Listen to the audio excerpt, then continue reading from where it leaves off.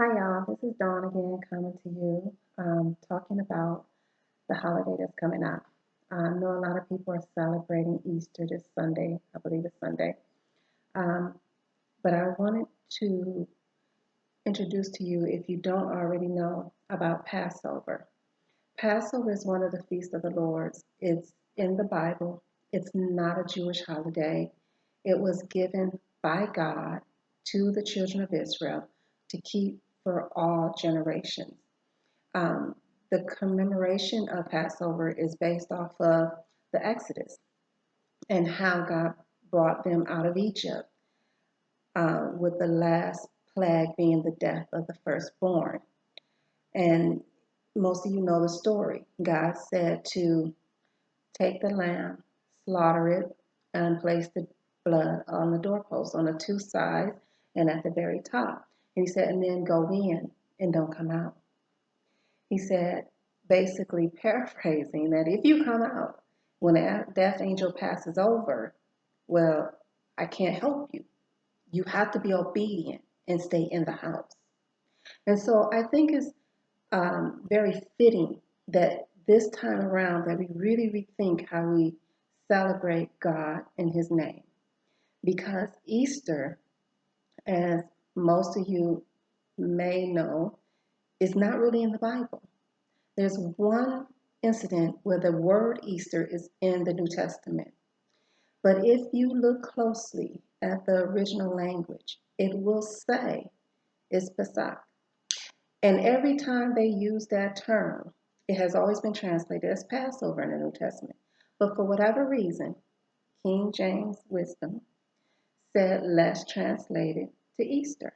Now, there's a lot of theories on why that was done. That's not my topic right now.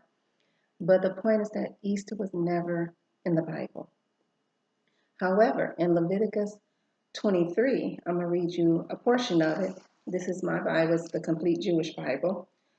Um, but what it says is that Adonai said to Moshe, tell the people of Israel, the designated times of Adonai, which you are to proclaim as holy convocations, are my designated times.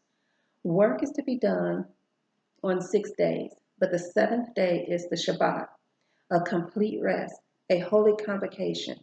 You are not to do any kind of work. It is a Shabbat for Adonai, even in your homes. These are the designated times of Adonai, the holy convocation you are to proclaim at their designated time.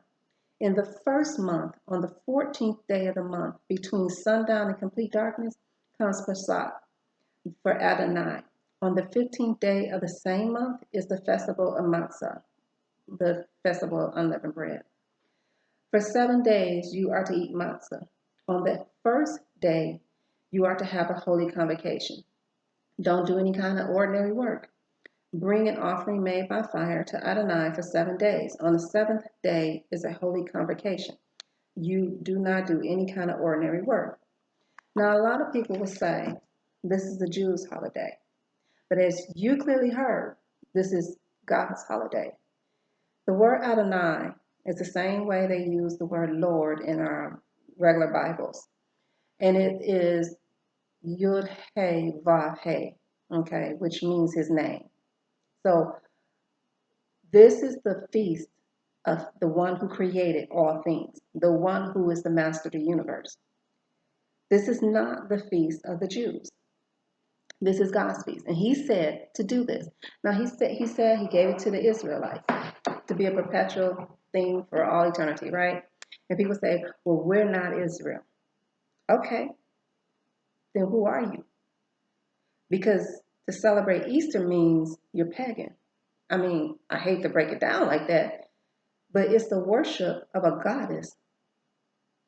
And everyone knows that is in the occultic world that there's only ever been one goddess. And as time has changed, they changed her name.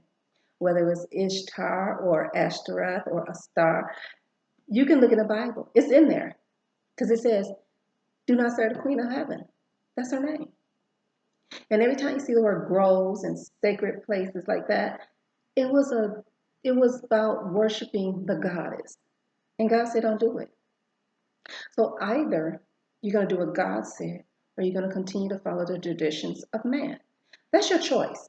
And I'm okay with your choice, but it's my job to make you aware so that you can't ever say that you didn't know. Now, I promise you, you can look this up yourself. Go on the internet, search it out yourself. You will find out. And then you have to ask yourself, well, how in the world did Easter bunnies have to come about? Well, because the bunnies was the goddess animal. I mean, it's laying eggs. Bunnies don't lay eggs. See, some stuff don't make sense, but yet we want to say it's God. And so what we do is that we said, well, we're going to change Easter and call it Resurrection Sunday. Well, now we have taken what is unholy, what is common, what is pagan, and tried to make it holy and pleasing to God, which he never said do. That's sort of like saying you're a married couple and your birthday, the wife's birthday is on, October 15th. And your husband comes in and he's been celebrating your birthday, every year on, October 19th. And then you find out that it's his ex-girlfriend's birthday. How do you think you're going to feel about that? I mean, I'm just saying, I'll be upset. But that's just me. I'm a little crazy like that. So my point is that you really should take this time to dig into the Word of God, because if any other time it was more important to acknowledge this Passover with all that's going on in the world, this is that time. This is that time to recognize that the blood on the door really meant stay in, don't come out, and let the death angel pass over you. This is a time where even Jews themselves have to sit in the house and experience what it may have been like the first time this happened.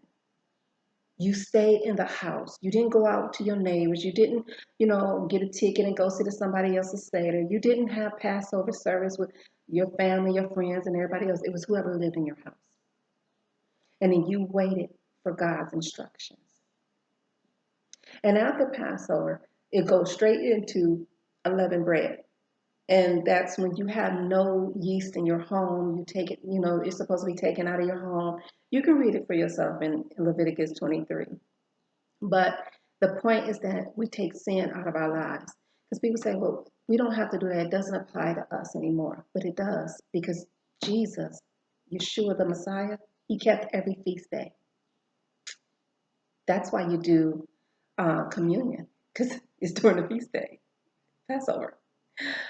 All you got to do is read it, And so he kept the feast days.